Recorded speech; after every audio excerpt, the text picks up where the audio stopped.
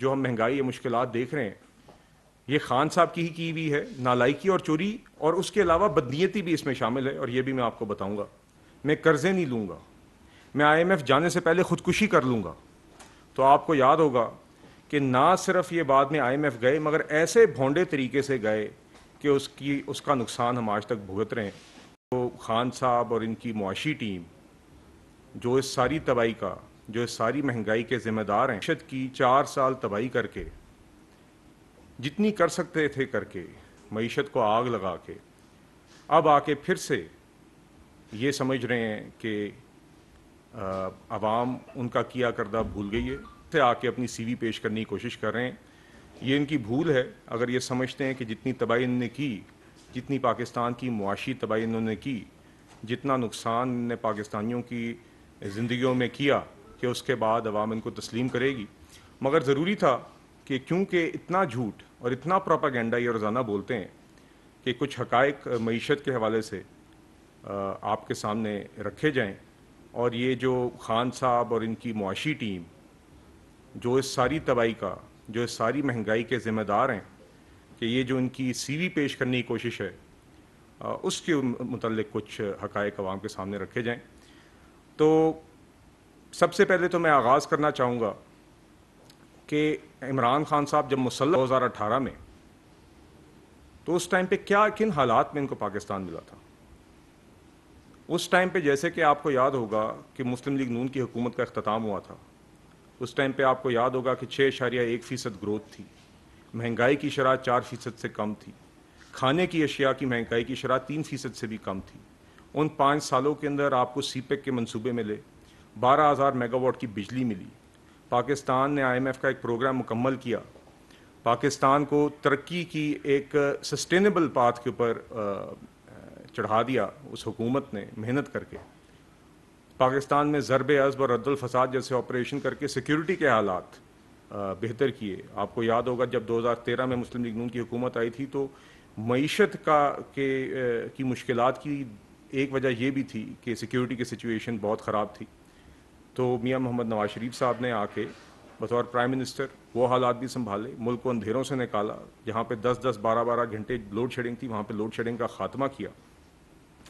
Tax collection double کی، اور 60 لاکھ سے زائد لوگوں کو روزگار فراہم کی ان 5 سالوں میں۔ تو یہ وہ حالات تھے جس میں عمران خان صاحب کو کرسی پہ بٹھایا گیا، مسلط کیا گیا۔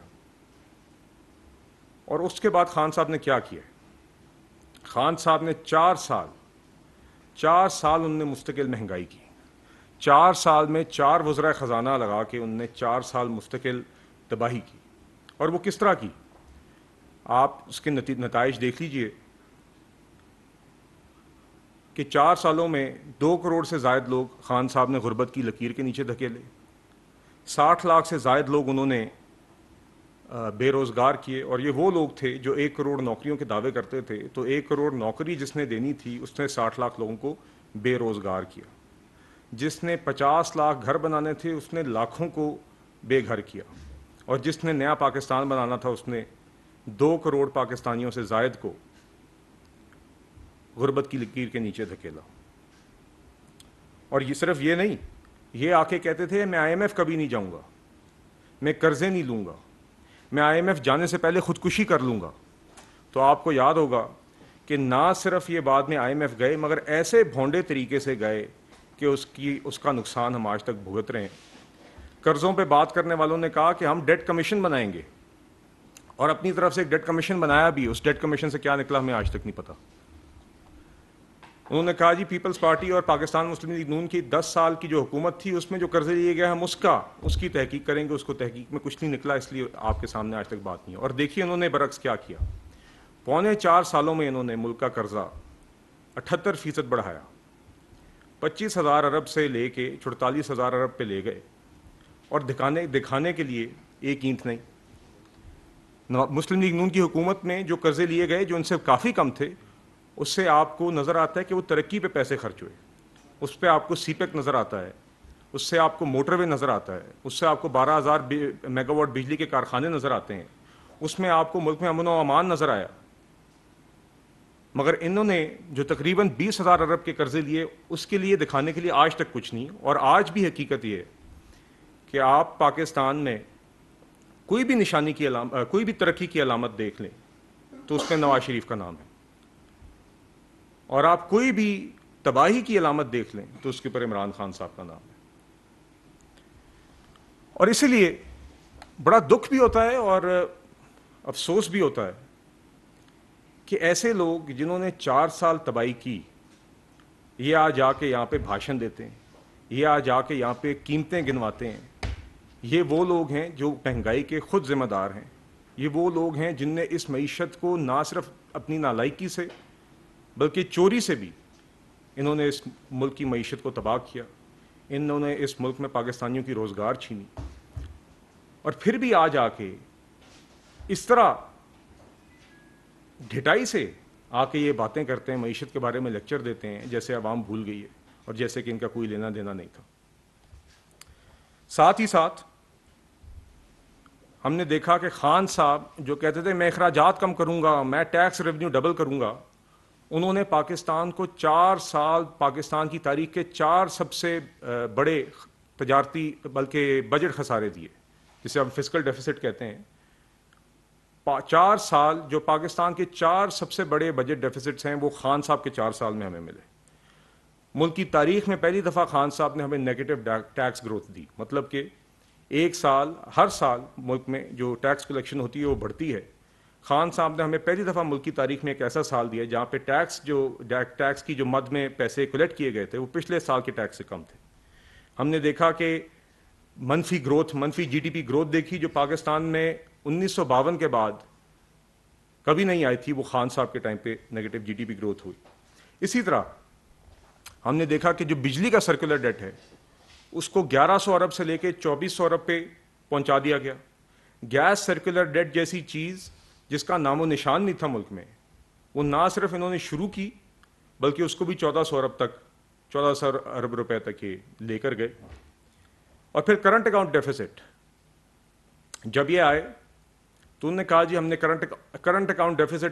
ڈیفیسٹ. ان کی جماعت کے لوگ ٹی وی پہ آ کے اس طرح بولتے تھے جیسے جن کو پتہ بھی نہیں تھا کرنٹ اکاؤنٹ ڈیفیسٹ کیا ہے، مگر کیونکہ ان کو رٹے رٹائے ٹاکنگ پوائنٹس دیے گئے تھے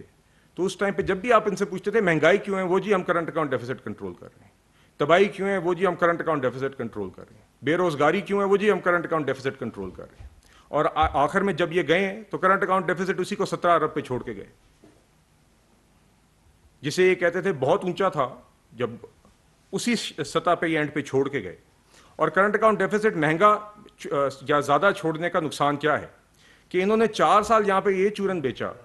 کہ ملک میں جی کرنٹ اکاؤنٹ ڈیفیسٹ ہم کم کریں گے تو ہم ملک کے اندر جو ہمارے زر مبادلہ کے ذخائر ہیں، جو ہمارے فارن ایکسچینج ریزروز ہیں، ہم ان کو بڑھائیں گے. مگر ہم نے دیکھا جب یہ حکومت چھوڑ کے گئے تو کرنٹ اکاؤنٹ ڈیفیسٹ بھی اونچا تھا اور فارن ایکسچینج کے ریزروز جو ڈالرز کی ہمارے پاس مقدار تھی وہ بھی اس سطح پہ تھی کہ ہمیں یہ دیوالیے کے نہج پہ خود چھوڑ کے گئے. اب ذرا اس کی وجوہات پہ آ جائیے، اور میں ضرور یہ اس کے بارے میں بھی تھوڑی سی بات کرنا چاہوں گا کیونکہ بات بہت اہم ہے یہ سمجھنے کے لیے کہ آج جو ہم مہنگائی یا مشکلات دیکھ رہے ہیں یہ خان صاحب کی ہی کی ہوئی ہے. نالائکی اور چوری اور اس کے علاوہ بدنیتی بھی اس میں شامل ہے، اور یہ بھی میں آپ کو بتاؤں گا. اور یہ بھی کہ اگر موجودہ حکومت نے جو اقدامات پچھلے 1 سال میں لیے ہیں اگر وہ نہ لیے ہوتے تو حالات کتنے خراب ہوتے اور کتنے خراب خان صاحب چاہتے تھے. تو اس کی پہلی وجہ تو جو خان صاحب کی 4 سال کی تباہی تھی اس کی سب سے پہلی وجہ تو ان کے 4 وزرائے خزانہ تھے. جب اسد عمر صاحب آئے تو ہمیں بتایا گیا کہ اسد عمر صاحب معیشت کے پوسٹر بوائے ہیں، ان کے پاس سارے جوابات ہیں. پتہ چلا جب اسد عمر صاحب وزیر خزانہ بنے تو انہوں نے سب سے پہلے چند ماہ تو صرف پریزنٹیشنوں میں لگا دیے. انہوں نے بھی آ کے رٹ لگا لی میں IMF نہیں جاؤں گا. جب ملک کا بالکل ستیہ ناش ہو گیا، جب کاروبار بالکل بیٹھ گئے، جب ہمارے سارے میکرو اکنامک انڈیکیٹرز کمزور ہو گئے تو اسد عمر صاحب نے جا کے IMF کے ساتھ فائنلی معاہدہ کر لیا. جو معاہدہ کیا اس کا سارا زور، اس کا سارا بوجھ، اس کا سارا نقصان پاکستانی عوام پہ تھا. اور اس کی